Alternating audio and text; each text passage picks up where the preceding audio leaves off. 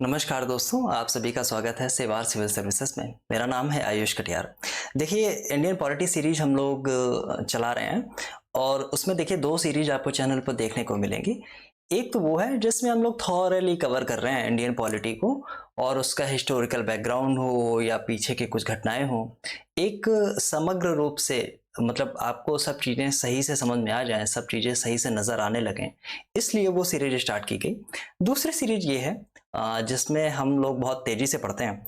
तेजी से पढ़ने का मतलब ये है कि हम लोग कुछ छोड़ते नहीं हैं, बस तेजी से पढ़ते ही हैं। 1 मिनट, बस तेजी से पढ़ते ही हैं, राइट? तो देखिए, इन दोनों सीरीज में कोई बहुत एक अंतर ये आपको देखने को मिलेगा कि एक जो पहली सीरीज है उसमें आपके आंखें कान नाक गला सब कुछ खुल जाता है। अगर कुछ बंद है, साइनस है, वो भी ठीक हो जाएगी।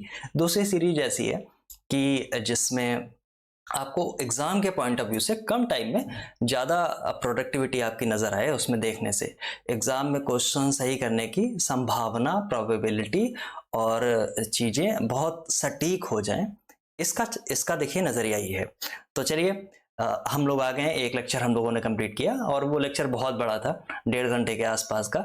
उसमें हम लोगों ने जो ब्रिटिशर्स इंडिया आए उनसे बात करनी स्टार्ट की और बात वो ख़त्म हुई आके भारत शासन अधिनियम 1935 और उसके बाद में भारत स्वतंत्रता अधिनियम 1947। ठीक, दो हम लोगों ने बहुत अच्छे से कवर किया उसको। Regulating act, Pitt's India act, इसके बाद में जितने भी आपके चार्टर एक्ट आपने देखे या फिर आपने जो वो आपके काउंसिल एक्ट थे वो सब आप हम लोगों ने देखे। अब बात आ गई है भारत के संविधान निर्माण की। संविधान जिसे हिंदी में संविधान बोलते हैं, इंग्लिश में कॉन्स्टिट्यूशन और उर्दू में आइन बोलेंगे। कोई भी एक डेमोक्रेटिक कंट्री है, वहाँ पे डेमोक्रेटिक कंट्री होता है, वहाँ पे एक बहुत अहम चीज की आवश्यकता हो जाती है जो होता है संविधान। देश चलता है संविधान से, ठीक है? तो चलिए, संविधान बनने की कुछ प्रक्रियाएं थी, कैसे संविधान का निर्माण हुआ, कैसे मांग हुई, यहाँ से क्वेश्चंस आने की संभावना बहुत बढ़ जाती है। यूपीपीसीएस हो, अन्य पब्लिक सर्विस कमीशन हो या यूपीएससी हो। और एक खास चीज मतलब इस सीरीज में आपको एक खास चीज देखने को मिलेगी कि जितने भी क्वेश्चंस हैं इससे रिलेटेड जो भी टॉपिक हम लोग पढ़ेंगे उसमें जितने भी क्वेश्चंस हैं, यूपीएससी में आया हो, यूपीपीसीएस में आया हो, बीपीएससी में आया हो, राजस्थान एडमिनिस्ट्रेटिव सर्विस में आया हो, एमपीपीएससी में आया हो या किसी भी अन्य पब्लिक सर्विस कमीशन में आया हो, पब्लिक सर्विस कमीशन की मैं बात कर रहा हूँ, वहां पे जितने भी क्वेश्चंस आए वो हम लोग सब लोग इसी में ही देख लेते हैं और आगे बढ़ जाते हैं। ठीक है, तो चलिए मैं आता हूँ इस पे सीधे सीधे। देखिए, सबसे पहली बात है कि भारतीयों द्वारा संविधान सभा की मांग कैसे की गई। देखिए, जब जब बात होती थी कि भारत में स्वशासन हो, भारत के लोग शासन करें और भारत के लोग अगर शासन करेंगे तो भारत के संविधान के द्वारा ही करेंगे जो भारतीय लोगों द्वारा बनाया गया हो। मान लीजिए, अगर कोई संविधान है और वो बनाया है ब्रिटिशर्स ने, अंग्रेजों ने, और शासन व्यवस्था उन्हीं के द्वारा बनाई गई है और केवल आपसे ये बोल दिया जाएगा कि आप अब जाएं और इसी संविधान के दायरे में अब आप अपना काम करें, तो वो सही मायने में स्वतंत्रता नहीं होगी। ठीक है, क्योंकि जो दायरा उन्होंने बनाया है, जो सेट ऑफ रूल्स उन्होंने बनाए हैं, वो सिर्फ उनके हैं, वो आपके नहीं है। ठीक, तो हम लोग कई बार आप सुनते हैं, बहुत बार ये सब बातें निकल के आई कि इंडिया का एक अपना कॉन्स्टिट्यूशन होना चाहिए। उसमें नंबर 1 पे आप जब यहाँ से पढ़ना स्टार्ट करते हैं तो आपको पहले पता चलता है, आप कई बार हो सकता है इस चीज को पढ़ चुके हों, कि सबसे पहले भारतीयों द्वारा संविधान सभा की मांग कब की गई, तो स्वराज पार्टी ने मई 1934 में की। ठीक, इसके बाद में मई में ही एम एन रॉय, बहुत एक मतलब बहुत इंटेलिजेंट लोगों में से भारत के एक थे एम एन रॉय, उन्होंने पहली बार ये, अगर व्यक्तिगत रूप से देखेंगे तो उन्होंने पहली बार ये डिमांड की कि भारतीयों द्वारा एक संविधान सभा का निर्माण होना चाहिए। ठीक है, तीसरी नंबर पे 1935 लिखा है, यहाँ पे उर्दू लिख गई है थोड़ी सी, वो पता नहीं कैसे क्या हो जाता है, उस पर ध्यान मत देना। 1935 में कांग्रेस भी ऐसी ही मांग करती है। ठीक, सेकंड पॉइंट पे हम लोग आते हैं, बहुत तेजी से पढ़ेंगे और आपको पता चलेगा। संविधान सभा, देखिए मैं कुछ चीजें आपको बहुत इंटरेस्टिंग पहले बता देता हूँ, मेरे दिमाग में भी आ रही हैं। जो आज का भारत देख रहे हैं, मतलब ऐसी कुत्ते बिल्लियों जैसी लड़ाई स्टार्ट हो गई है। न्यूज चैनल आप खोल लो तो आपको लगेगा कि इंडिया में नहीं, आप सीरिया में हैं, अभी बम आके आपके सर के ऊपर गिरने वाला है। ठीक। तो ये पूरे एजेंडे जो चारों तरफ चल रहे हैं, और ये केवल एक पक्ष की बात नहीं है, ये दोनों पक्ष की बात है। एक मतलब बोथ साइड से ऐसी ही प्रोपेगेंडा जो चीजें हैं दोनों तरफ से चलाई जाती हैं। और न्यूज़ चैनल का आजकल जो योगदान है इस प्रोपेगेंडे में, वो तो मतलब लोगों ने कार्टून देखने बंद कर दिए हैं, न्यूज़ चैनल देखने लगे हैं। अभी हालिया रिपोर्ट भी कुछ जारी हुई जिसमें ये भी बोला गया कि इंडिया में जो रिपोर्ट्स हैं, जो न्यूज़ चैनल्स हैं, उनको देखने वाले लोगों की संख्या में भारी कमी आई है। ठीक है, तो और है क्या, बहुत क्या लड़ाएंगे वो आपको धार्मिक चीजों पे। आप अब महंगाई पे कोई बात नहीं होगी, या अन्य किसी चीजों पे बात नहीं होगी, या देश में जो जो गवर्निंग आपकी पार्टी है वो अगर कोई अच्छा काम कर रही है उस पे भी चर्चा नहीं होगी। केवल केवल और केवल केवल लड़ाने वाली बातें होंगी, एक एक कम्युनिटी को दूसरी कम्युनिटी। ठीक, और इसमें दोनों पक्षों को फायदा मिलता है, समझे। तो उस समय का ये जो संविधान सभा बन रही है, मुझे ये बात इसलिए याद आ गई, ये संविधान सभा जो बन रही है, यहाँ पे बहुत सारे लोग थे, अलग अलग कम्युनिटी के लोग थे, हिंदू भी थे, मुस्लिम भी थे, सिख थे, पारसी थे, बौद्ध थे, ईसाई थे, बहुत सारे लोग हुआ करते थे। और सबसे अहम बात आप अगर देखेंगे, अगर आपको बुक्स पढ़ने का बड़ा मन होता है, मान लीजिए जैसे मेरा कभी कभी बहुत मन होता है, और जितना टाइम मिलता है मैं कोशिश करता हूँ कि बुक्स में दूं अपना, थोड़ा सा आपको जानकारी होने लगती है कि दरअसल कैसे क्या चीजें अल्टीमेटली चल रही हैं, राइट। तो उसमें जब आप देखते हैं तो आपको पता चलेगा कि इतनी सारी कम्युनिटी के एक संविधान सभा में लोग हुआ करते थे, और वो लोग मतलब अलग अलग राय भी हुआ करती थी। संविधान सभा में प्रॉपर बहस भी होती थी, बहस गरम गरम मतलब गर्मा गर्मी भी कई बार होती थी, लेकिन एक चीज पे उन्होंने अपना पॉइंट सेट कर रखा था, एक न्यूट्रल पॉइंट, कि अगर मान लीजिए कोई मतलब जो हम लोग वोटिंग करेंगे, मान लीजिए हमें कोई एक एक्ट बनाना है, कोई प्रोविजन ऐसा बनाना है संविधान का, और उसमें 10 लोग एक तरफ हैं और 8 लोग एक तरफ हैं, और तो उसमें क्या होना चाहिए, वोटिंग के थ्रू क्या 10 लोगों की जो मेजोरिटी है उसको एक्सेप्ट कर लेना चाहिए उनके पॉइंट ऑफ व्यू को। तो ऐसी चीजें बहुत नहीं हो पाई, मतलब ऐसी चीजें हुई ही नहीं। एक तरीके से आप देखेंगे, बहुत दिलचस्प घटना है, आप ध्यान से सुनना मेरी बात को। वहां पे संविधान सभा में क्या हुआ कि जो लोग ना मानने वाले थे, आपके पॉइंट ऑफ व्यू को नहीं मानने वाले, तो जो लोग थे वो बहस में कन्विंस करते थे, देखिए ऐसे से ऐसा होगा तो ऐसी घटनाएं हो जाएंगी, ऐसी स्थितियां भविष्य में पनप सकती हैं, या इसका ऐसा इम्पैक्ट हो सकता है। तो एक दूसरे को लोग कन्विंस करते थे बाद में, और मुद्दा ये था कि सारे लोग एक न्यूट्रल पॉइंट पे आके एक एक जैसी ही सब लोग बातें करें। ठीक, आज के दिन आप देख लीजिए, मतलब आप सनसेट टीवी खोल लेंगे तो आपको लगेगा अरे ये क्या होने वाला है, मतलब फर्जी की चीज, किसी ने आंख मार दी, किसी ने कान काट लिया, किसी ने जूते चला दिए, अब बस यही होना और बाकी रह गया है, समझे। तो बहुत बहुत कठिन चीज है, और अलग अलग अलग संविधान सभा में अलग अलग कम्युनिटी के लोग होते हुए भी, मुस्लिम्स भी थे, हिंदू थे, बौद्ध थे, जैन, पारसी, अलग अलग कम्युनिटी के बहुत सारे लोग थे। और फिर भी इतनी मैं अगर आप लोग बहुत दिलचस्पी रखते हैं इन सब चीज़ों में, संविधान सभा की जो बहसें थी उनको पढ़ने में, अगर कभी इधर मान लीजिए कुछ लोग नॉवेल्स पढ़ते होंगे, कुछ लोग बुक्स पढ़ते होंगे, कुछ लोग मूवीज देख लेते होंगे, ठीक है, मूवीज देखना खराब बात नहीं है, बट बहुत सारा टाइम आप केवल अगर आप मूवीज में ही फेंक दें अपना, तो बहुत सारी जो बहुत इंपॉर्टेंट बहुत अच्छी चीजें हैं वो आपके शायद आपको कभी पता ही नहीं चला है। क्योंकि देखिए, आपको किसी और सोर्स से पता चलेगा, कोई आपको बताएगा, ये चीजें भूल जाइए, ठीक, रील्स में आपको देखने को मिलेगा नहीं। तो वही सब जो आजकल ट्रेंड चल रहा है उसमें आपको देखने को नहीं मिलेगा। इसलिए अगर आपकी दिलचस्पी है ऐसी चीजें पढ़ने की, संविधान सभा की बहसें पढ़ने की, तो बहुत अगर आप बताएंगे, मुझसे पूछेंगे, तो मैं पर्सनली आपको बता दूंगा कौन से पब्लिकेशन की कौन कौन सी किताबें हैं, उनको आप मार्केट से ले सकते हैं। खाली टाइम में मस्त पढ़िए, मजा आ जाता है मतलब। और आजकल हिंदू मुसलमान इतना बहस, इतनी सारी बहसें हैं। संविधान सभा में बहुत सारे लोग हुआ करते थे, मौलाना आजाद थे, देश का बंटवारा जब हुआ था तो सारे मुस्लिम ऐसे नहीं थे कि जो कह रहे थे कि नहीं नहीं बांट दो बांट दो बांट दो। बहुत सारे लोग इंडियन नेशनल कांग्रेस में ऐसे थे, बहुत सारे लोग स्वतंत्रता सेनानी ऐसे थे, बहुत सारे लोग मतलब शिक्षाविद कहो या बहुत टैलेंटेड लोग थे, वो लोग भी ऐसी बातें करते थे कि नहीं ऐसी चीजें नहीं होनी चाहिए। और आपको जान के हैरानी होगी, आपने शायद आज तक वो नाम चल रहा है, हजरत मोहानी ने जो एक नारा लिखा, इंकलाब जिंदाबाद, जिसको बाद में भगत सिंह और उनके साथियों ने बहुत फेमस कर दिया, इतना फेमस कर दिया कि मतलब वर्ल्ड वाइड अब लोग पहचानने लगे उस नारे को।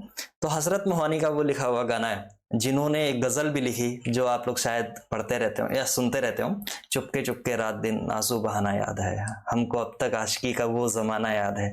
तो ऐसे दिलचस्प लोग थे। इन लोगों की अगर आप जीवनी पढ़ेंगे, इनके बारे में पढ़ेंगे, तो निश्चित तौर से आपको मजा आने वाला है। दूसरी चीज है हजरत मोहानी के बारे में मुझे बहुत मतलब क्या शानदार इंसान था वो, जो इंडियन नेशनल कांग्रेस में भी थे, वो मुस्लिम लीग में भी जाते थे, बैठते थे, बातचीत करते थे, अधिवेशन में उनके जाते थे।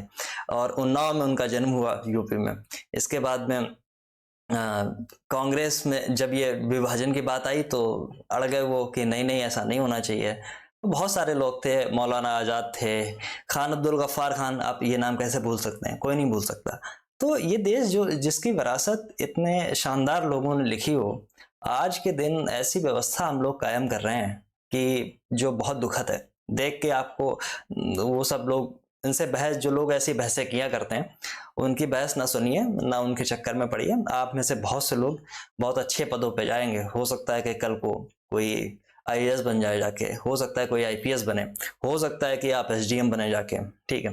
हो सकता है कि आप अगर नहीं कुछ सिविल सर्वेंट अगर नहीं कोई बने तो आप बढ़िया बिजनेस करने वाले कोई बने, या अगर मान लीजिए आप किसान ही बने, तो कम से कम आप कम से कम ये मत भूलें कि ये देश कैसे बना है, इसकी विरासत क्या है, लोग कैसे थे, ये सारी चीजें बहुत, क्योंकि हम लोग बहुत दूर आ गए हैं। जो घटनाक्रम थे वहाँ के, जो स्थितियां थी, जो हमारी संस्कृति है, जो जो कम्युनिटी आपस में मिलजुल के जो रहती थी, मतलब उन सब चीज़ों से इतनी दूर निकल रहे हैं कि शायद आगे आने वाले समय में अगर यही स्थिति चलती रही और ऐसी ही मतलब जो प्रोग्रेस हो रही है एक तरफ गलत दिशा में, जो प्रोग्रेस हो रही है अगर ऐसी ही होती रही, तो हम लोग बहुत दूर निकल जाएंगे। और आगे आने वाली पीढ़ियां शायद अगर दिलचस्पी नहीं लेंगी इन सब चीज़ों में, तो बहुत निगेटिव इम्पैक्ट आपको समाज के ऊपर इसका देखने को मिलेगा। ठीक है, तो फिलहाल मेरी बस बात इतनी सी थी, थोड़ी सी बात आ गई तो मैं बता देता हूँ फिलहाल। चलिए अब आते हैं अपने सब्जेक्ट पे।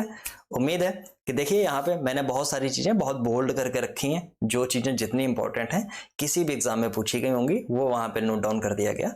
दूसरी चीज़ ये है कि अगर मान लीजिए कोई चीज़ बहुत इंपॉर्टेंट है तो उसको मैंने बोल्ड कर दिया है, कलर भी उसका चेंज कर दिया है। ठीक, अब आप इस पे आए। देखिए नेहरू ने सबसे पहले डिमांड ये की थी कि संविधान सभा जो हो वो वयस्क मताधिकार द्वारा हो, मतलब एक जो एडल्ट हो जाते हैं, जो वोटिंग राइट जिनको मिलते हैं एडल्ट्स को, आजकल जैसे मिलते हैं 18 साल वाले, उस समय 21 साल थी और बीच बीच में कभी चेंज भी हुई है, तो राजीव गांधी ने इसको 18 साल कर दिया था। उस समय देखिए नेहरू ने भी ऐसी बात की थी, संविधान सभा का जो चुनाव हो वो कैसे हो, तो वो हो वयस्क मताधिकार द्वारा। ठीक, 1938 की बात है। 1940 में नितिको 1 अगस्त प्रस्ताव लेके पहली बार मतलब आया इंडिया में, और ये उसने बोला कि संविधान जो है बनाए जाने के प्रस्ताव को पहली बार स्वीकार कर लिया। किसके द्वारा? तो ब्रिटिशर्स के द्वारा पहली बार ऐसा हुआ। और ये क्यों हुआ? क्योंकि देखिए सेकेंड वर्ल्ड वॉर की स्टार्टिंग हो चुकी है 1939 के आसपास में, और जो मित्र राष्ट्र हैं उसमें एक इंग्लैंड है, और इंग्लैंड चाहता है कि भारत के लोग जो हैं वो सपोर्ट करें, वर्ल्ड इंटरनेशनली सपोर्ट करें इंग्लैंड का, और यूके का इंग्लैंड का सपोर्ट करें, और वो वर्ल्ड वार में, क्योंकि देखिए इतनी जर्मन सेनाएं इतनी तेज थी उस समय कि फ्रांस के ऊपर तो कब्जा लगभग हो ही गया था। सोवियत के ऊपर जब उसने बोला कि हम लड़ने नहीं जा रहे हैं, बट लेकिन सोवियत भी आखिरी में डरा हुआ था, तो जर्मनी एक सुपर पावर तरीके से सामने निकल के आ रहा था। लोग जब जितने भी ये सब थे ये सब बहुत भयंकर डरे हुए थे, इनको इंडिया का सपोर्ट चाहिए था, इसलिए मजबूरी में आके पहली बार अगस्त प्रस्ताव लिथगो लेके आया, और इसमें पहली बार ये स्वीकार किया गया कि संविधान जो है उसके प्रस्ताव जो बनाने की स्वीकृति जो है, मतलब संविधान मतलब मान लिया जाएगा अगर इंडियंस ऐसा कुछ बनाते हैं। ठीक है, चलिए 1942 में देखिए पहली बार आया, फिर आया क्रिप्स मिशन, एकल मिशन था, कैबिनेट का एक सदस्य हुआ था स्टैफर्ड क्रिप्स इसका नाम था, ये लेके आया, और इसमें पहली बार ऐसी बात की गई कि निर्वाचित संविधान सभा द्वारा भारत के संविधान का निर्माण होगा। मतलब जो संविधान लोग बनाएंगे उनमें जो लोग होंगे संविधान सभा के, वो निर्वाचित होंगे, उनका चुनाव होके आएगा। ठीक, पहली बार चुनाव की बात, ये बहुत इंपॉर्टेंट पॉइंट है, बहुत बार पूछे गए हैं, इसलिए मैं बार बार कह रहा हूं, ध्यान से सुनना मेरी बात को, ठीक। मैं एक्सप्लेन कर रहा हूं जल्दी जल्दी। चलिए, 1946 में आता है कैबिनेट मिशन। कैबिनेट मिशन में 3 लोग हुआ करते थे। स्टेफर्ड क्रिप्स जो 1942 में ऑलरेडी पहले आ चुका है, एकल मिशन द्वारा, मतलब सिंगल पर्सन मिशन था ये। 1946 में 3 लोगों का एक मिशन आया, उसमें एक क्रिप्स भी था, ठीक। पैथिक लॉरेंस नाम का एक व्यक्ति था, स्टेफर्ड क्रिप्स था, और एवी अलेक्जेंडर, ठीक। 3 लोग आए, ठीक है। चलिए, अब इसमें क्या हुआ कि संविधान सभा, एकल संविधान सभा कैसे होगी, तो प्रतिनिधि निर्वाचन के साथ में एकल संविधान सभा होगी, ठीक। प्रतिनिधित्व निर्वाचन की देखिए यहाँ पे बात लिखी गई है, प्रतिनिधि प्रतिनिधि, ठीक है। चलिए, अब मैं अगली स्लाइड पे आपको लेकर चलता हूँ। अब संविधान सभा के बारे में कुछ कुछ चीजें आप समझ लें कि संविधान सभा के लिए चुनाव जो हुए किसके द्वारा हुआ, तो पहली बार चुनाव हुए जुलाई अगस्त में, पहली बार क्या, एक ही बार चुनाव हुए, जुलाई अगस्त 1946 में। डेट याद रखना, ये सन याद रखना, 1947 कई बार लोग कंफ्यूज हो जाते हैं, इसलिए मैं बता रहा हूँ, ठीक है। और बहुत छोटे छोटे देखिए इसमें आंकड़े रखे गए हैं। और संविधान सभा का चुनाव किसके थ्रू हुआ, मतलब किस मिशन के थ्रू हुआ, तो कैबिनेट मिशन के थ्रू हुआ। याद रखना इस चीज को, संविधान सभा का चुनाव कैबिनेट मिशन के थ्रू हुआ, क्रिप्स मिशन के थ्रू नहीं हुआ, वेवल योजना के थ्रू नहीं हुआ, अन्य किसी योजना के थ्रू नहीं हुआ, ठीक है, याद रखना। चलिए, अब आते हैं, कुल सदस्य संख्या कितनी थी इसमें, तो 389 थी, जिसमें 296 लोग कैसे आते थे, ब्रिटिश भारत से आते थे, और 93 लोग कैसे आते थे, तो देसी रियासतों से आते थे। देखिए, प्रिंसली स्टेट भी हुआ करते थे राजा महाराजाओं वाले, और ब्रिटिश भारत के 296, ब्रिटिश भारत मतलब जो ऑक्यूपाइड ब्रिटिशर्स द्वारा एरिया है, वहां से 296 लोग आएंगे, ऐसे 389 लोग हुआ करते थे, ठीक है। चलिए, अब निर्वाचित जो सदस्य का चुनाव जो हुआ, चुनाव कैसे हुआ, तो देखिए इसको अंडरलाइन कर लेना, चुनाव एकल संक्रमणीय मत द्वारा समानुपातिक प्रतिनिधित्व के तरीके से हुआ। अब देखिए, इस सिस्टम को मैं कभी आपको समझा दूंगा, ये सिस्टम आज भी राज्यसभा हो या विधान परिषद का चुनाव हो या वाइस प्रेसिडेंट का चुनाव हो या प्रेसिडेंट का चुनाव हो, अभी यहाँ पे ये वाला सिस्टम लागू है, ठीक। एक सिस्टम होता है, मतलब आपने वोट दिया, आप अगर एक वोट से भी अगर आप जीत, ज्यादा है आपका वोट, तो आप जीत जाएंगे, उसको बोलते हैं first pass the post vote system, ठीक। फिर ये आता है एकल संक्रमणीय मत समानुपातिक प्रतिनिधित्व, ठीक। ये वाला सिस्टम आता है, जिसमें ऑर्डर में प्रियोरिटी वाइज में 10 अगर कैंडिडेट हैं तो 10 को हम लोग प्रियोरिटी देते हैं, फिर एक एक सब्स्टिट्यूट होता हुआ चला है। कभी डिस्कस कर दूंगा इस सब चीजों को, कोई बड़ी बात नहीं है, ठीक। फिलहाल आप ये वाला जो मैंने अंदर लिख रखा है इसको आप ध्यान से देख लेना। चलिए, अब मैं आता हूं, होना क्या था कि 10 लाख लोगों की एक संख्या पे एक सदस्य चुना जाना था, ठीक, संविधान सभा में। अब 10 लाख लोगों की संख्या है, उसमें एक सदस्य, उनकी संख्या पे एक सदस्य, जैसे कि मान लीजिए यूपी में अगर संख्या ज्यादा है, संयुक्त प्रांत उस समय नाम हुआ करता था यूपी, तो उस समय अगर संयुक्त प्रांत की संख्या ज्यादा है तो वहां पे 10 लाख लोगों पे एक व्यक्ति चुन के आएगा। अगर मान लीजिए दिल्ली में केवल 20 लाख लोग हैं तो केवल 2 लोग चुन के आएंगे, ठीक। अगर मान लीजिए राजस्थान में केवल 40 लाख लोग हैं तो मतलब 4 सदस्य चुन के आएंगे, ठीक। ऐसी वाली संख्याएं थी। और इसमें क्या था, ये जो सदस्य चुन के आने थे, इसमें क्या हुआ था, मतलब ये इसमें मुस्लिम भी हुआ करते थे, इसमें सिख भी थे, और इसमें सामान्य भी थे।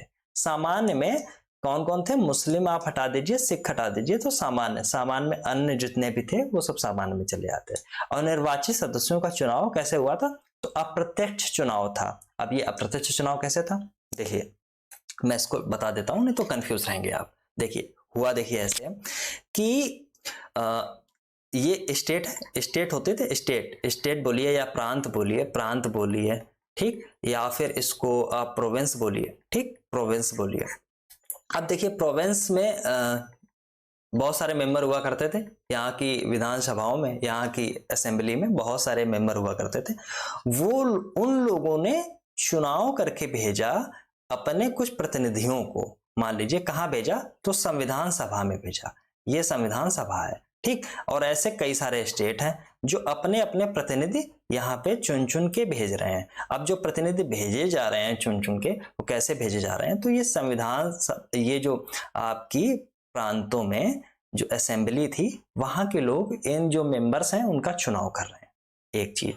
अब ये जिसको अप्रत्यक्ष यहाँ पे लिखा गया है, ये अप्रत्यक्ष कैसे था, तो ये देखिए ऐसे था, क्योंकि इन लोगों का जो चुनाव हुआ है संविधान सभा में, जो असेंबली है उन लोगों का कैसे चुनाव हुआ है, तो उन लोगों का चुनाव हुआ है बहुत ही लिमिटेड संख्या द्वारा, समझे। उसमें तीन, मैंने आपको पिछले वीडियो में बताया था, उसमें देखिए तीन चीजें थी।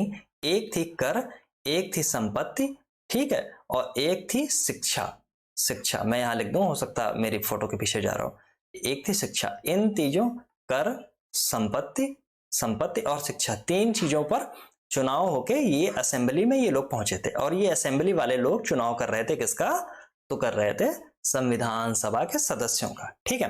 क्योंकि इन्हें देखिए लिखा गया उस प्रांतीय व्यवस्थापिका द्वारा चुना जाता था जिनके सदस्य स्वयं सीमित मताधिकार से चुने गए थे। तो ये सीमित मताधिकार क्या था, तो ये सीमित मताधिकार कर, संपत्ति और शिक्षा ही था, ठीक। चलिए, तो ये हो गया अप्रत्यक्ष चुनाव, ठीक। अब इतनी चीजें याद हो गई कि संविधान सभा कैसे चुनी गई, तो अप्रत्यक्ष चुनाव द्वारा चुनी गई। संविधान सभा के सदस्य कैसे चुने गए, तो कैसे चुने गए, वो एकल संक्रमणीय मत और अनुपातिक प्रतिनिधित्व प्रणाली थी, ठीक। चलिए, first pass the post system नहीं था, राइट। चलिए, और कैसे हुआ संविधान सभा का चुनाव, किससे हुआ, तो हुआ वो कैबिनेट मिशन के थ्रू। संविधान सभा की मांग क्या क्या की गई थी, एम एन राय हो वहां पे, मैंने वो भी बताया। स्वराज पार्टी हो मई में जिसने मांग की, वो भी बताया। कांग्रेस की तरफ से कैसे मांग आई, वो भी बताया, ठीक। और इसको कंफ्यूज मत कर जाना, क्योंकि बहुत सारी और भी चीजें हैं, बहुत सारे समय समय पर मांग होती रही है, लेकिन ये कुछ इंपॉर्टेंट मांग है आधिकारिक तौर पे, उनकी चर्चा यहाँ पे की गई। चलिए, अब देखिए हुआ ये है, 20 नवंबर 1946 को पहली बार क्या हुआ कि जो सदस्य चुन के गए हैं वहां पे संविधान वायसराय द्वारा संविधान सभा के सदस्यों को आमंत्रण मिला। अब देखिए, ये घटना बड़ी इंपॉर्टेंट है। इंपॉर्टेंट ऐसे कि पीछे की कहानी कुछ ऐसी है, जब मेरी जबान खुजलाती है, मैं पीछे की कहानी बताने से चूकता नहीं हूँ कभी कभी, फिर भी मैं बहुत कोशिश करता हूँ कि मत बताऊं क्योंकि जल्दी पढ़ना है। वैसे जो अलग सीरीज है उसमें हम लोग थॉरली बातें कर ही रहे हैं आराम से बैठ के वहां पे। तो यहाँ के देखिए सीन ये था कि जो भाई साहब, संविधान सभा का चुनाव तो हो गया, अब जुलाई अगस्त में चुनाव हुआ है, अगस्त निपट रहा है, अगस्त सितंबर निपट गया, अक्टूबर निपट गया और मिड नवंबर आ गया। संविधान सभा के सदस्यों को बुलाया नहीं जा रहा था कि बैठक कर लो आप। अब इतने में ही इसी टाइम पीरियड पे नेहरू भाई साहब पहुंच जाते हैं, कहाँ, इंग्लैंड। और वहां पे एक प्रेस कॉन्फ्रेंस में लोगों से, वहां के मतलब जो पत्रकार महोदय थे उन लोगों से ये बोल देते हैं कि देखिए, अगर संविधान सभा बुलाई नहीं गई तो मैं फिर से एक आंदोलन खड़ा कर देगी कांग्रेस, और ये आंदोलन अब आप संभाल नहीं पाएंगे क्योंकि आपकी कमर ऑलरेडी सेकंड वर्ल्ड वॉर में टूट चुकी है बुरी तरीके से। अंग्रेज कभी भी आखिरी दम तक साले नहीं चाहते थे, मतलब पार्डन माई लैंग्वेज, बट ठीक है, आखिरी दम तक वो लोग नहीं चाहते थे कि इन लोगों को मिल जाए, मतलब ये लोग मिल रहे हैं। आखिरी में एटली घोटना, क्लेमेंट एटली की घोषणा होती है मजबूरी में आके 1947 में 20 फरवरी के आसपास। उसमें वो मजबूरी में आके बोल देता है कि अब हमसे संभाला नहीं जा रहा, अब मैं जून 1948 तक खाली कर दूंगा देश, जैसे भी मेरी मर्जी होगी, ठीक। चलिए, ये भी चीजें पूछी जाती हैं इसलिए मैंने आपको बता दी। ये नेहरू वाला जो प्रकरण है ये नहीं पूछा जाता है, पर एटली की घोषणा पूछी जाती है आपसे। चलिए, फिर हुआ क्या, 20 नवंबर को वायसराय ने बुलाया सभी सदस्यों को और संविधान सभा का जो लोग थे उनको आमंत्रित कर लिया 20 नवंबर को। डेट याद रखना, डेट याद रखना, यूपी पीसीएस और अन्य पीसीएस आपसे अभी भी पूछते हैं ये डेट, बिल्कुल डिट्टो जैसे मैंने लिख रखी है, 9 दिसंबर, 11 दिसंबर, 13 दिसंबर, बिल्कुल ऐसे ही पूछी जाएगी। 3 जून, 22 जनवरी, बिल्कुल डिट्टो यही देखिए। और एक चीज मैं और आपको बता दूं, मैंने इन डेट को ऐसे ही इस तरीके से लगा रखा है, देखिए ऊपर से लेकर नीचे तक जब आप चलेंगे तो आपको एक ऑर्डर देखने को मिलेगा। अब आप हिस्ट्री में आप देखते हैं कि आपसे क्रोनोलॉजी पूछी जाती है, वहां पे आपको ऑर्डर 4 घटनाएं दे दी जाती हैं और आपसे बोला जाता है कि इनको ऑर्डर में लगाइए, 1 2 3 4, ABCD ऐसे करके आपको लगानी होती है। तो मैंने इसीलिए इन सब चीजों को बिल्कुल उसी लाइन लेंथ में बिल्कुल उसी तरीके से लिखा हुआ है जिसमें आपको जल्दी से चीजें समझ में आ जाए। तो 9 दिसंबर की घटना देखिए, देखते हैं कि इसमें क्या हुआ। पहली बैठक संविधान सभा की होती है और संविधान सभा की इस पहली बैठक में कुल जिसमें सदस्य थे 207, जिसमें 9 महिलाएं हुआ करती थी, ठीक। इस बैठक की मैं बात कर रहा हूं, संविधान सभा में महिलाओं की बात नहीं कर रहा हूं, इस बैठक में, ठीक। 207 सदस्य थे, कुल सदस्य 207, जिसमें महिलाएं भी थे। और बैठक का मुस्लिम लीग ने विरोध किया, मुस्लिम लीग शामिल ही नहीं हुई। मुस्लिम लीग के कुल 73 लोग जीत के आए थे। ये मैंने आंकड़ा लिखा हुआ नहीं है इसमें, बट ऐसा था कि मुस्लिम लीग को 73 सीटें मिली। अन्य सीटें चली गई आपके कांग्रेस के पास में, कांग्रेस के पास में बहुत ज्यादा सीटें थी। इसके बाद में राजा महाराजा वाली जो सीटें थी वो लोग देखिए, जो प्रिंसली स्टेट से संविधान सभा में लोग आने थे वो उनके प्रतिनिधि द्वारा उनका चुनाव नहीं होना था, वो सीधे सीधे ऐसे ही मतलब आ जाने थे।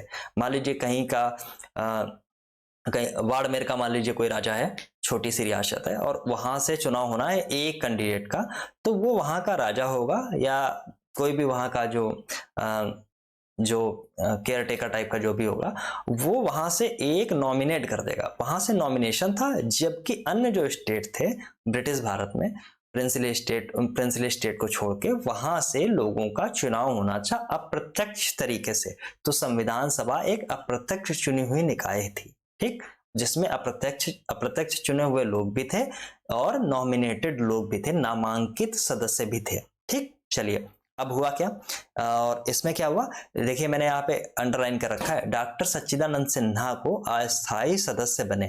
पहले अस्थायी सदस्य कैसे बने डॉक्टर सच्चिदानंद सिन्हा? इसके पीछे एक इंटरेस्टिंग कहानी ये है कि फ्रांस में ही ऐसी ही व्यवस्था चल रही थी, जहां पे जैसे इस समय आप देखते हैं ना, पहली जब विधानसभा हो या पहली लोकसभा हो, वहां एक प्रोटेम स्पीकर नियुक्त किया जाता है। स्पीकर बनने से पहले जो शपथ दिलाता है सारे लोगों को। अमूमन ऐसा होता था, ये संवैधानिक चीज नहीं है, बट अमूमन ऐसा होता है कि एक व्यवस्था ऐसी बना ली गई म्यूचुअल अंडरस्टैंडिंग से कि जो संविधान जो सदन में जो सबसे बुजुर्ग व्यक्ति होता है उसको प्रोटेम स्पीकर बना देते हैं। ऐसे ही, और ये व्यवस्था कहाँ से आई है, तो ये व्यवस्था फ्रांस से उठ के आई। फ्रांस में भी ऐसी ही चीजें होती थी। तो उन्हीं व्यवस्था को देखते हुए डॉक्टर सच्चिदानंद सिन्हा को पहली बैठक में अस्थायी सदस्य बनाया गया। यहाँ देखिए अस्थायी लिखा हुआ है, स्थायी नहीं है। जबकि डॉक्टर एस सी मुखर्जी और देखिए लिखा है वीटी कृष्णामाचारी, ठीक, ये उपाध्यक्ष बने। आपको सच्चिदानंद सिन्हा तो याद रहता है, लेकिन वीटी मुखर्जी और एस सी मुखर्जी और वीटी कृष्णामाचारी का नाम आप याद रखेंगे, क्योंकि अब एग्जाम में यही वाला पूछा जाएगा। बहुत पूछ लिया उसने छोटे छोटे एग्जाम में, ठीक। अब ये आपको ऑप्शन दिए जाएंगे, ठीक। अब देखिए 2 दिन फिर बीत गए, तारीख आ गई 11 तारीख। अब 11 तारीख को क्या हुआ, संविधान सभा की बैठक हुई और उस संविधान सभा की बैठक में डॉक्टर राजेंद्र प्रसाद को सर्वसम्मति और निर्विरोध, मैंने देखो ये भी वर्ड यहाँ पे लिख रखे हैं, सर्वसम्मति और निर्विरोध, ठीक, क्योंकि एनालिटिकल व्यू अगर आपसे पूछा जाएगा तो हो सकता है ऑप्शन में कहीं पे डाल दिया जाए कि चुनाव के द्वारा डॉक्टर राजेंद्र प्रसाद को चुना गया था। अब आप कहोगे यार राजेंद्र प्रसाद बने हुए तो थे, लेकिन चुनाव से बने थे या वैसे बने थे, तो आप हो जाएंगे कंफ्यूज। तो याद रखना, सर्वसम्मति और निर्विरोध, इनके अगेंस्ट कोई चुनाव में नहीं था, अकेले इन्हीं को सर्वसम्मति से नियुक्त कर दिया गया था, चुनाव इनका हो गया था, ठीक है। चलिए चुनाव गया, संविधान सभा के ये पहले स्थायी अध्यक्ष बने, स्थायी भी लिखा अध्यक्ष भी लिखा, ठीक। अब आई 13 दिसंबर के बाद, फिर 2 दिन बीत गए, 13 दिसंबर, ये मैं डेट जैसे बता रहा हूं बिल्कुल वैसे याद रखना, कई बार पूछी गई है, ठीक। अब देखिए 13 दिसंबर में क्या हुआ, पंडित जवाहरलाल नेहरू ने संविधान सभा में उद्देश्य प्रस्ताव प्रस्तुत किया। अब उद्देश्य प्रस्ताव क्या था कि जो हम संविधान बनाने वाले हैं इसका उद्देश्य क्या है, ठीक। और उद्देश्य आपको कैसे, जब संविधान होता है उसका उद्देश्य आपको कहाँ देखने को मिलता है, तो उसकी प्रस्तावना में देखने को मिलता है। जो प्रियम्बल है संविधान का, जो कॉन्स्टिट्यूशन के प्रियम्बल है, जो आपके आईन की जो प्रियम्बल है, वहां पे लिखा हुआ होगा कि भारत कैसा होगा। जब उसको आप प्रॉपर लैंग्वेज उसमें पढ़ें तो उसमें आपको पता चलेगा जो उद्देश्य हैं वो क्या क्या है, ठीक। तो ये उद्देश्य प्रस्ताव लेके आया, और उद्देश्य प्रस्ताव कहाँ से इन्होंने लिया था, तो जो आपकी यूएसए का जो संविधान था उसका जो उद्देश्य था, उसका जो प्रियम्बल था, उसी तरीके से इसको लेके आए थे ये, ठीक। जिसमें क्या था, संरचना, जिसमें संवैधानिक संरचना कैसी होगी, उसका ढांचा कैसा होगा और उसका दर्शन कैसा होगा, मतलब उसके कैरेक्टरिस्टिक कैसे होंगे, इन सब चीजों की झलक थी। इसको क्या किया, 22 जनवरी, देखिए डेट याद रखना, मैं बार बार बोल रहा हूँ, 40 बार मैं बोल चुका हूँ, डेट याद रखना, इसलिए 22 जनवरी 1947 को संविधान सभा द्वारा इसे सर्वसम्मति से पारित कर दिया गया। ये डेट याद रखना, 22 जनवरी वाली भी, ठीक है, चलिए। और यही अल्टीमेटली आपको प्रीएम्बल में थोड़े बहुत परिवर्तन के साथ में प्रीएम्बल भारत की जो प्रस्तावना है, भारत के संविधान की प्रस्तावना है, उसमें आपको यही चीज देखने को मिलती है। फिर आती है 3 जून की माउंटबेटन योजना। इसी बीच में आपने जब पहला दिन जब देखा 9 दिसंबर वाला, जिसमें मुस्लिम लीग शामिल नहीं हुई और बाकी कांग्रेसी और प्रिंसली स्टेट जो थे वो शामिल होने लगे, तो इससे पहले आतंक ढा देती है मुस्लिम लीग और जगह जगह पे दंगे, बंगाल, बिहार, उड़ीसा हो और आपका उत्तर प्रदेश हो। बंगाल में ज्यादातर नोआखली की हालत बहुत खराब हो गई थी बंगाल में, ठीक है। तो जब यहाँ पे आज़ादी मिल रही थी, आपको एक चीज मैंने बताई थी, जब इंडिया में जब आज़ादी मिल रही थी 14 और 15 अगस्त की रात में, तो पूरे इंडिया के छोटे से लेके बड़े नेता, छोटे नेता मतलब पार्षद तक जो हुआ करते थे, वो तक दिल्ली में आ गए थे, समझे। दिल्ली भयंकर रूप से राजधानी सजी हुई थी और जो गांधी थे वो एच.एस. सोहरावर्दी के साथ में मिलके बंगाल के नोआखली में दंगे कम कर रहे थे, ठीक। तो जब सब बड़े बड़े नेता यहाँ हुआ करते थे, तो गांधी वहां नोआखली में दंगे कम कर रहे थे, ठीक है। और वो दंगे कैसे हुए, तो ये दंगे फैलाने की शुरुआत की गई डायरेक्ट एक्शन द्वारा। डायरेक्ट एक्शन एक घोषणा थी मुस्लिम लीग के जिन्ना की, जिसमें सीधी कार्रवाई डायरेक्ट एक्शन डे मनाया गया और उसमें यह बोला गया कि जहां जहां पे मतलब गुपचुप तरीके से ये अफवाह फैलाएगी, गुपचुप तरीके से ये बोला गया कि जहां जहां पे हिंदू हैं वहां वहां पे आप लड़ाई या व्यवस्था इतनी खराब कर दीजिए कि कोई काम बढ़ ही ना पाए। इसलिए बहुत सारी चीजें बीच में हुई और फिर अल्टीमेटली 3 जून 1947 को माउंटबेटन योजना आई, जिसमें भारत के विभाजन को स्वीकार कर लिया गया। इसको इस्मा योजना भी बोलते हैं, इसको बालकल प्लान भी आपको देखने को मिलेगा, ठीक है। तो हुआ ये संविधान का जो विभाजन है स्वीकार कर लिया और जो 389 की जो संख्या थी वो घटकर 299 बची, ठीक। अब देखिए यहाँ पे नीचे लिखा हुआ है अगस्त 1947, 29 अगस्त 1947। मैं ऐसे 2 मिनट हटा लेता हूँ तब ये आएगा। नालायक है ना, जो कहो तो सुनेगा, आके नहीं है अब सुनेगा। 29 अगस्त 1947 को प्रारूप समिति का गठन हुआ। डेट याद रखना, डेट बिल्कुल याद रखना, 29 अगस्त 1947, ठीक। चलिए अब मैं आता हूं। अब देखिए भारत स्वतंत्रता अधिनियम जो था, जो 18 जुलाई 1947 को कहां पारित हुआ, ब्रिटेन की संसद में पारित हुआ, ठीक। जिसमें यह प्रस्ताव था कि 14 और 15 की रात में, मध्य रात में ब्रिटिश इंडिया को तोड़ के 2 डोमिनियन बनाए जाएंगे, इंडिया और पाकिस्तान, ठीक। अब जो भारत स्वतंत्रता अधिनियम है उसने संविधान सभा में निम्न परिवर्तन कर दिए। इससे पहले संविधान सभा बन रही थी, देखिए अब ये बहुत इंपॉर्टेंट पॉइंट है, इसको ध्यान से सुनना। संविधान सभा बनी, इसमें निम्न परिवर्तन क्या किया, देखिए इसमें लिखा संविधान सभा एक संप्रभु निकाय बनी। संप्रभु निकाय का मतलब अपनी मर्जी से जो मर्जी आए वो कर सकती है। यहां तक कि ये भी कर सकती है कि जो भारत स्वतंत्रता अधिनियम है 1947 का, जिससे भारत का देश आजाद हो रहा है, चाहे तो संविधान सभा उसको भी निरस्त कर सकती है, ठीक। मतलब अगर संविधान सभा चाहे तो अभी भी कह सकती है कि भारत जो है गुलाम ही रहेगा। इतनी तक इन्होंने क्लॉज दे रखे थे अंग्रेजों ने, ठीक है। किसमें, तो भारत स्वतंत्रता अधिनियम में ये क्लॉज थे, अगर संविधान सभा चाहे तो ऐसा कर सकती है। नंबर 2 पॉइंट देखिए, संप्रभु निकाय बनी, इसका मतलब यह है कि जो मर्जी है संविधान सभा वो बना सकती है। अंग्रेजी जितने कानून हैं उनको चाहे तो लागू कर सकती है, चाहे तो वो निरस्त कर सकती है, या नए कानून जब तक नहीं बन जाते हैं तब तक पुराने कानूनों से काम चला सकती है। ये चीजें देखिए 1947 के एक्ट में ये चीजें लिखी गई थी भारत स्वतंत्रता अधिनियम में, और जब तक कोई ऐसे लॉ या कोई संविधान नहीं बना लेता तब तक भारत का शासन कैसे चलेगा, तो 1935 के भारत शासन अधिनियम से चलेगा, ठीक है। चलिए अब दूसरे पॉइंट को हम लोग पढ़ते हैं। संविधान सभा का निर्माण के साथ साथ विधायिका भी थी। मतलब क्या था, अब इसका क्या है मतलब, इंपॉर्टेंट पॉइंट है, ध्यान से सुनना। जो स्वतंत्र भारत की पहली संसद बनी, ठीक, और आम कानूनों का निर्माण करती थी। जबकि जब सभा जो थी, जब वो बतौर विधायिका बैठती थी तो उसकी अध्यक्षता कौन करता था, तो जीवी मावलंकर, यहाँ पे इंपॉर्टेंट लिख लेना। चलिए ठीक, करते थे। इसने दोनों रूपों में 26 नवंबर 1949 तक काम किया। अब इस पॉइंट को मैं समझा देता हूं जल्दी जल्दी। देखिए संविधान सभा को एक जो प्राइमरी काम था जो दिया गया, तो वो था भारत के संविधान का निर्माण करना। ओके। दूसरा काम संविधान सभा के पास में था, जो आम विधायी कार्य हैं, जो अन्य एक्ट और कानून बनाने की जो बात है, वो भी संविधान सभा ही करती थी। जैसे आज के दिन संसद में एक्ट बनाए जाते हैं, कानून बनाए जाते हैं, वही काम करती थी उस समय संविधान सभा भी। क्यों करती थी? क्योंकि उस समय कोई चुने हुए प्रतिनिधि है नहीं, कोई आम चुनाव तो हुआ नहीं है, तो जो भारत की संसद है जो आज काम करती है, वही काम थोड़े समय के लिए पैरेलली दोनों चीजें एक एक साथ होती थी। ठीक, वही काम संविधान सभा संसद के रूप में भी करती थी और वही काम संविधान सभा संविधान बनाने के काम में भी करती थी। मतलब संविधान सभा एक थी, कभी वो संसद का काम करती थी और कभी कभी संविधान बनाने का काम करती थी। एक एक दिन दरअसल ऐसा होता था, आपको मोटी मोटी चीज बताऊं तो कुछ समय ऐसा होता था कि जब कानून बनाने की बात होगी, मतलब जब संविधान बनाने की बात होगी, तो उसके अध्यक्ष कौन होंगे? तो डॉक्टर राजेंद्र प्रसाद होंगे। जबकि जब अन्य कानून और छोटे मोटे और जो प्रावधान बनाने की बात होगी, जो संविधान से इतर होंगे, आपके व्यवस्था बनाने की जब बात होगी, तो उसकी अध्यक्षता करते थे जीवी मावलंकर।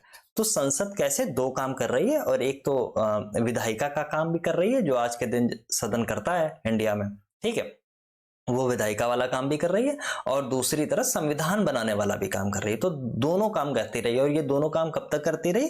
तो 26 नवंबर 1949 तक।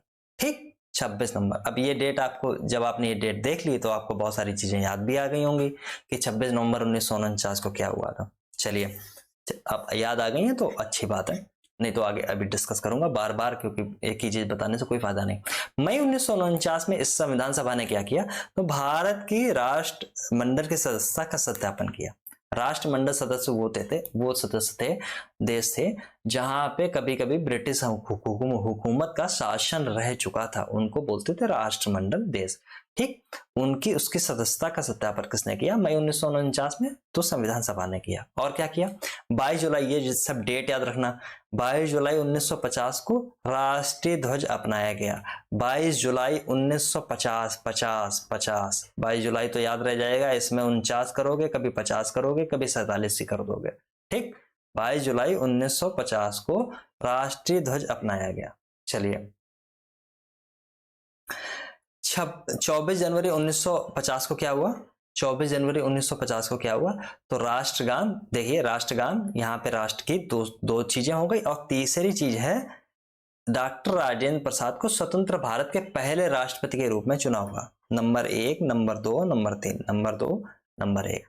राष्ट्रगान, राष्ट्रगीत और राष्ट्रपति, सब जगह राष्ट्र राष्ट्र आ रहा है, तीनों जगह। ठीक, राष्ट्रपति, राष्ट्रगान, और ये कब हुआ? 24 जनवरी 1950। अभी 26 जनवरी नहीं आई है। ठीक, 26 जनवरी अभी नहीं आई है। अब 26 जनवरी को क्या होता, अगले स्लाइड पे देखेंगे, याद रखना है इसको, बस मैं इसलिए बता रहा हूं। देखिए, अब संविधान निर्माण में क्या हुआ, कितना समय लगा? तो 2 वर्ष 11 माह 18 दिन का समय लगा। आपको पता है कितनी बैठकें हुई? देखिए, बैठकें हुई 11, अधिवेशन 165 दिन का हुआ। ठीक, याद रखना इसको। कुल जो पैसा खर्च हुआ, तो वो 60 लाख रुपए का खर्च हुआ। कितने देशों के संविधान का अध्ययन किया गया? तो लगभग 60 देशों के संविधानों का अध्ययन किया गया, वहां की व्यवस्थाओं का अध्ययन किया गया, और थॉरली उन पे जब चर्चा हुई तो ये समझ में आया कि हमको जरूरत क्या है। ठीक, और उसके अकॉर्डिंग इंडिया की जो लोग हैं, यहाँ की आवाम है, जो यहाँ के लोग हैं, यहाँ की संस्कृति है, इन सब चीजों को ध्यान में रखते हुए उन्हीं चीजों को अडॉप्ट किया गया जो भारत के हित में थे, जो इंडिया के हित में थे। ठीक है, 60 देशों के संविधान का उल्लेखन कर 144, यहाँ पे पता नहीं उर्दू लिख गई है, 144 दिन तक विचार हुआ इस पे। ठीक है, और क्या हुआ? संविधान सभा की अंतिम बैठक देखिए कब हुई, तो 11वें अधिवेशन के दिन, 11वें अधिवेशन के अंतिम दिन कब हुई? तो 24 जनवरी 1950। और 24 जनवरी 1950 को क्या क्या हुआ था? राष्ट्रगान, राष्ट्रगीत और भारत के राष्ट्रपति, तीन चीजों की, मतलब भारत के राष्ट्रपति बनाया गया, भारत का राष्ट्रगान और भारत का राष्ट्रगीत अडॉप्ट किया गया। ठीक, इसी दिन भारत के लोगों द्वारा संविधान को अंगीकृत, अधिनियमित और आत्मार्पित किया गया। ठीक, चलिए अब देखिए, चलिए ठीक है, अब आया देखिए 26 जनवरी 1950। ठीक, 26 जनवरी 1950। 1950 से 1951-52 में आम चुनाव होते हैं, भारत के पहले आम चुनाव। ठीक, इससे पहले जो लोग हैं वो तो आपको पता है जो संविधान सभा कैसे चुनी गई है, इन सब चीजों पे हम लोग बात कर चुके हैं। ठीक है, तो इसमें क्या हुआ, इतने 26 जनवरी 1950 से जब संविधान बन गया, तो अब संविधान सभा संविधान बनाने का काम तो करेगी नहीं, तो वो संसद के तरीके से काम करेगी। तो 26 जनवरी 1950 से लेके जब आम चुनाव हुए, जब सदन चुन के आया गया, जब सदन प्रत्यक्ष तौर पे भारत के लोगों ने चुना, उस टाइम पीरियड के बीच में ये जो संविधान सभा थी, इसने एक अंतरिम संसद के तरीके से काम किया, इंटरिम पार्लियामेंट के तरीके से काम किया। अंतरिम संसद मतलब मध्यकालीन, उसी टाइम पीरियड में। ठीक, अन्य देखिए क्या क्या है इसमें। तो बेनेगल नरसिंह राव, जिनको BN राव आप बोलते हैं, संविधान के सभा के संवैधानिक सलाहकार थे, बहुत इंपॉर्टेंट है, नोट कर लेना, और बहुत योग्य व्यक्ति थे। अगर आपसे पूछा जाए, अगर मैं कहूं कि संविधान सभा में दो कौन कौन से बहुत योग्य लोग थे, तो ये दो लोग थे, जिसमें एक डॉक्टर BR अम्बेडकर हैं और दूसरे BN राव। इनसे ज्यादा योग्य कोई था नहीं, मतलब वैसे तो अन्य सभी लोग बहुत योग्य थे, बट ये लोग लिटरली बहुत बहुत योग्य थे, बहुत ज्यादा योग्य थे। ठीक, चलिए और क्या हुआ, तो संविधान सभा पूर्ण रूप से संविधान जो है पूर्ण रूप से 26 जनवरी 1950 को लागू हो गया। ठीक, संविधान सभा में महिलाओं की संख्या कितनी थी, याद रखना 15 थी। इतनी छोटी छोटी चीजें आपसे पूछता है, याद रखना जरूर। 2 सितंबर 1946 को इंटरिम गवर्नमेंट सरकार का गठन हुआ। ये डेट याद रखना, डेट याद रखना, जैसे मैं बता रहा हूँ बिल्कुल वैसे ही डेट याद रखना। अंतरिम सरकार का गठन हुआ जिसमें मुस्लिम लीग शामिल नहीं हुई थी, और इस अंतरिम सरकार के सभापति कौन थे, तो माउंटबेटन साहब सभापति थे। मतलब जो भारत का गवर्नर जनरल बनाया गया, वही उसकी इंटरिम गवर्नमेंट का, जो अंतरिम सरकार, जब मध्यकालीन, जब तक चुनाव नहीं हो जाते तब तक एक सरकार तो काम करेगी ना, उसी टाइम पीरियड में माउंटबेटन साहब जो थे वो सभापति थे उसके, और उप सभापति अगर कहोगे तो जवाहरलाल नेहरू थे। ठीक, 24 अक्टूबर 1946 को देखिए क्या हुआ, 2 सितंबर के बाद में, 46 की मैं बात कर रहा हूँ। सरकार के विस्तार के समय मुस्लिम लीग मंत्रिमंडल के शामिल हुए। अब हुआ क्या, जब दोनों पक्षों से जब चुनाव होना था, मुस्लिम लीग भी उसमें शामिल थी और कांग्रेस भी थी, और अन्य इंडिपेंडेंट लोग भी हुआ करते थे, और इसके बाद पेनिनसुला स्टेट भी थे। सब लोग चुनकर संविधान सभा में आए थे। ठीक, संविधान सभा में शामिल नहीं हुई मुस्लिम लीग, क्योंकि उसको विभाजन चाहिए था। ओके, इंटरिम गवर्नमेंट जब बनाई गई तो नेहरू चाहते तो नेहरू सारे जितने कांग्रेसी थे सभी लोगों को उठा के मंत्री बना सकते थे, लेकिन नेहरू ने एक काम किया कि देखिए, आप अगर नहीं शामिल होना चाहते हैं तो कोई बात नहीं, हम आपके लिए 5 पद ऐसे हैं जो हम छोड़ देंगे, जब आपकी मर्जी हो तब आप आओ, सरकार में हमारी शामिल हो जाओ, देश तो हम ही चलाएंगे। कुल मोटी मोटी बात ये थी।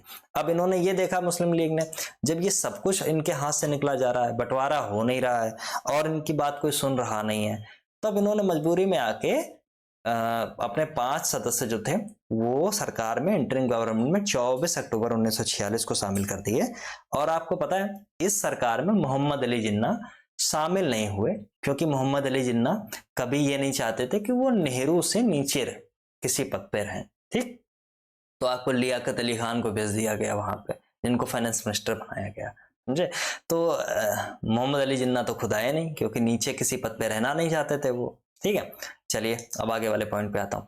26 नवंबर 1949 में अपनाए गए संविधान में 295 अनुच्छेद थे और 8 अनुसूचियां थी। ठीक, ये सब आप चीजें पढ़ते रहते हैं, एक बार मैंने फिर बता दी। जो हाथी थी, हाथी की जो मोहर थी, हाथी को एक प्रतीक के रूप में अपनाया गया था, मतलब एक प्रतीक के रूप में हाथी को अपनाया गया था। अब देखिए इसमें लिखा है HVR अयंगर। HVR अयंगर संविधान सभा के सचिव थे, इंपॉर्टेंट है, याद रखना। चलिए, LN मुखर्जी संविधान सभा के मुख्य प्रारूपकार थे, याद रखना। प्रेम बिहारी नारायण रायजादा संविधान सभा के कैलीग्राफर या सुलेखक थे, जिन्होंने इटैलिक लैंग्वेज में, इटैलिक कर्सिव जो आती है ना, उसमें संविधान सभा को अपने हाथों से लिखा। ये प्रेम बिहारी नारायण रायजादा थे। और जबकि हिंदी में किसने लिखा, तो बसंत कृष्ण वैश्य संविधान सभा के हिंदी संस्करण के सुलेखक थे, मतलब राइटर थे, हाथों से जिन्होंने लिखा। नंदलाल बोस और ब्यूहर मनोहर लाल सिन्हा, इन्होंने सजावट की। सजावट में आप जब संविधान की प्रति देखते हैं, ओरिजिनल प्रति तो आपको देखने को मिलेगी नहीं, वो तो रखी होगी, लेकिन आप वैसे जब देखते हैं ना PDF में या वैसे कभी अन्य किताब में, तो वहां पे बहुत अच्छी चित्रकारी आपको देखने को मिलेगी।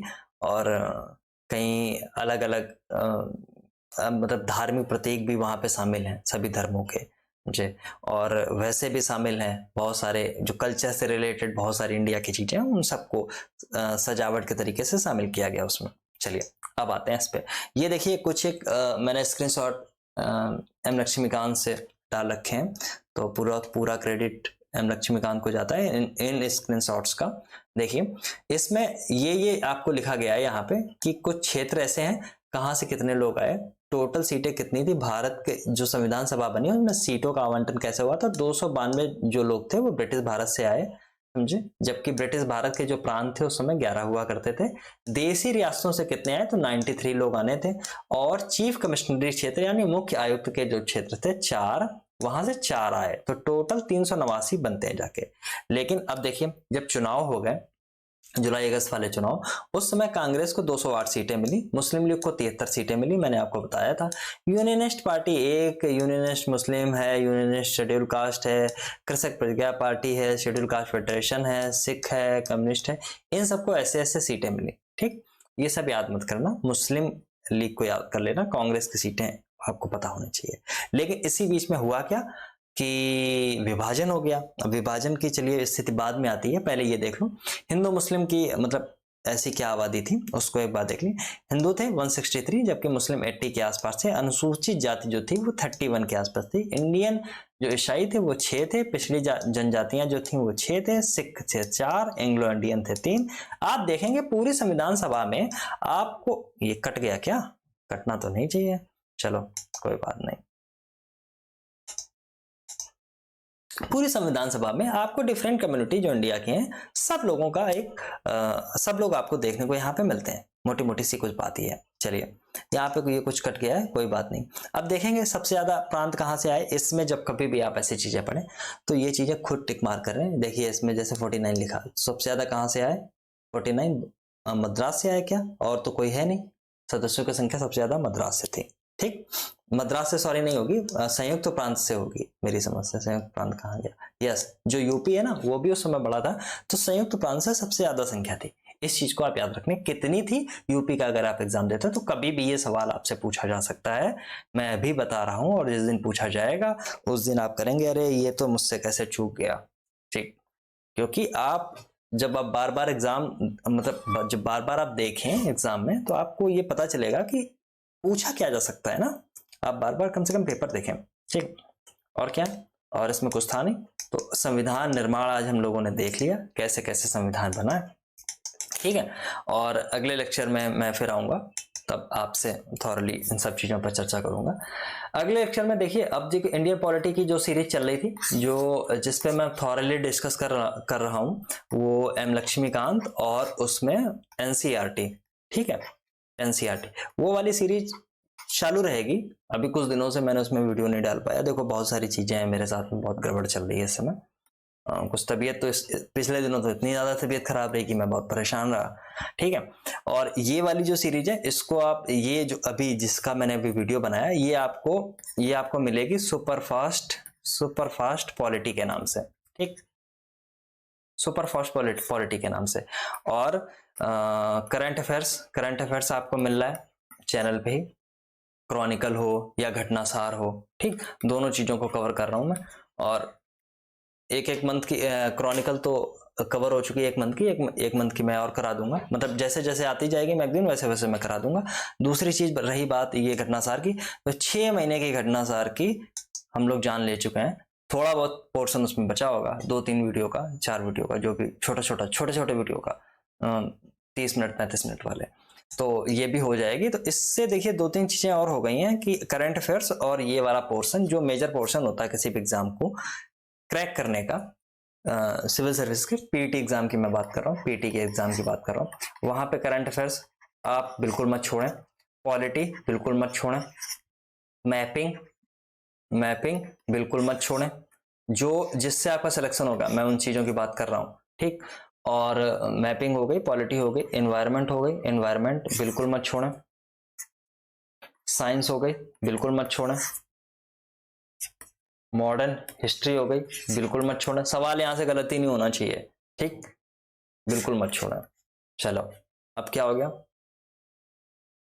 और मिडिवल हिस्ट्री और मॉडर्न हिस्ट्री में आपकी चीज़ें, एंसेंट हिस्ट्री में आपकी चीज़ें गड़बड़ हो जाती हैं, मुझे पता है, मेरी खुद ब खुद होती हैं, मैं दूसरे की क्या बताऊं। अगर कुछ लोग बहुत अच्छा करते हैं तो बहुत अच्छी बात है, मैं आपसे सीख लूंगा, उसमें कोई खराबी वाली बात नहीं है। बट ये वाले जो पोर्सन है इनको आप बिल्कुल मत छोड़ें। करंट अफेयर्स देखिए 2022 में बार बार यही सब चीज़ें बताता रहता हूँ, बट ठीक है, मैं यही सोचता हूँ कि चलो आपने पिछली बार नहीं अगर सुनी है ठीक से तो अभी सुन लो, कैसे भी करके आपका काम हो जाए, बस कुल मिला के मोटिव मेरा यही है। 2022-23 में आपने देखा 40 क्वेश्चन थे करंट अफेयर्स में यूपीपीसीएस प्रीलिम्स में, 2022 और 23 दोनों में, जबकि कट ऑफ 84 से लेके 86 क्वेश्चन के आसपास जा रहा है यार। आधे आधे क्वेश्चन तो केवल करंट अफेयर्स आपने ठीक से पढ़ लिया 2 महीने ठीक से, मतलब रोज रोज जैसे मैं पढ़ा रहा हूँ ना उसको बार बार रिवाइज कर लिया, और कुछ मत करो, अगर नहीं पढ़ाना कहीं से मत पढ़ो, जो मैं पढ़ा रहा हूँ उसको 3-4 बार रिवाइज कर लो, ठीक है, तब भी आप 35 से प्लस ही लगा के आएंगे। 2-3 ही सवाल मुश्किल से गलत होंगे तो होंगे, नहीं तो नहीं होंगे। मैं अगर बता रहा हूँ आपसे, पॉलिटी में पढ़ा रहा हूँ, अगर आपको, अगर आपने ठीक से पढ़ ली, 2-3 बार ठीक से देख ली, जो मैं बता रहा हूँ वैसा ही उतना कर लिया। पिछली बार 21 क्वेश्चन आए थे यार, ठीक, 21 में 21 पूरे सही होने वाले थे, पता नहीं लोगों को कैसे गड़बड़ हो गए, मेरे तो खैर नहीं हुए थे पॉलिटी में, ठीक, अन्य जगह कुछ गड़बड़ हुए तो हुए, उसकी कोई बात नहीं है, लेकिन अल्टीमेटली आप ठीक है, उसका फायदा नजर आए बस एग्जाम में, तो आप अच्छी बात है। तो जैसे मेरे एंसेंट में मेरे क्वेश्चन गलत होते हैं, ठीक, होते हैं, दुनिया के सबके होते हैं, कोई खास बात नहीं है, ठीक है, अगर मैंने 2 क्वेश्चन वहां ज्यादा कर भी लिए तो मैंने क्या उखाड़ लिया, इससे अच्छा मैं करंट में 10 क्वेश्चन ज्यादा अच्छे करूँ ना, इससे अच्छा मैं पॉलिटी में मैं 7 क्वेश्चन 8 क्वेश्चन और ज्यादा करूँ ना, ठीक, जहां से आपका स्ट्राइक रेट बहुत अच्छा हो, वो सब चीजें कवर कर लो यार।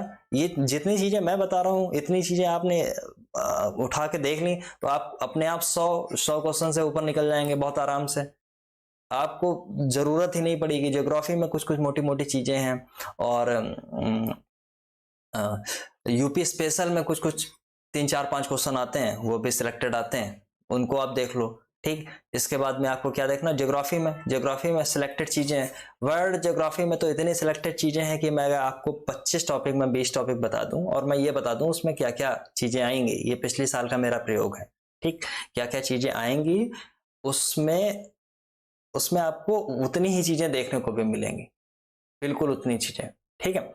तो एक लिस्टिंग है, पहले से आपने लिस्टिंग कर ली, बहुत आसान हो जाएगा यार, इतना परेशान होने की जरूरत नहीं है, बस आप चीजें केवल फॉलो कर लेना ठीक से।